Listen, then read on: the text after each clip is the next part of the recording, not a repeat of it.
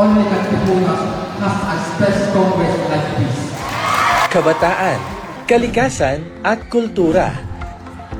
Yan ang naging tampok sa 2025 SPES Congress na ginanap nitong Hulyo sa Nagtipunan Municipal Gymnasium sa probinsya ng Quirino.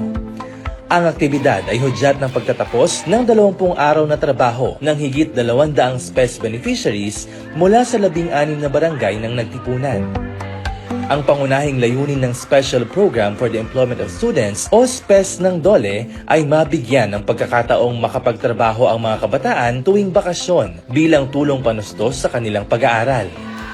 Ngunit sa inisyatiba ng lokal na pamahalaan ng Nagtipunan, hindi lang trabaho ang hatid ng SPES kundi sari-saring kaalaman, kasanayan at karanasan. Bukod sa deployment ng mga benepisyaryo sa iba't ibang tanggapan ng pamahalaan, sumailalim din sila sa mga aktibidad tulad ng Buhay Ingatan Drogay Ayawan o BIDA Campaign, Basic Life Support Training, Fire Safety Orientation, Brigada Eskwela,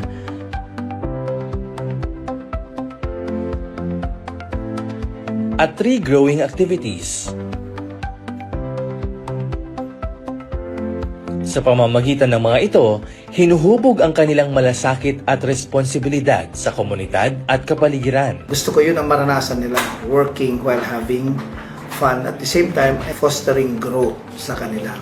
I decided to come up with a congress for each barangay to come together and come up with their own ideas on how we go about also improving the community or take part in the community using the special program for the employment of students. The first batch is those who just graduated from senior high school. The second batch, third year and fourth year college.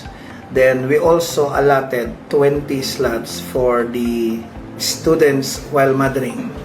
Those who have children already but they still want to finish their studies. Sons and daughters of distressed OFWs, out-of-school youth. Pinuri naman ni DOLE Quirino Provincial Head Proctosa Agustin ang matagumpay na pagtutulungan ng DOLE at ng lokal na pamahalaan sa pagpapatupad ng SPES na ngayon ay mas pinalawak ang saklaw. Inilunsad din sa aktibidad ang SPES ACES o Advocates for Conservation and Environmental Sustainability, isang organisasyong pangkabataan na layong pangalagaan ng likas yaman ng Nagtipunan. Nagbigay kulay din sa programa ang Mr. and Mrs. SPES Ambassadors 2025 kung saan nagpakitang gilas ang mga kalahok sa kanilang ethnic-inspired at sariling gawang kasuotan na sumasalamin sa kultura ng Quirino.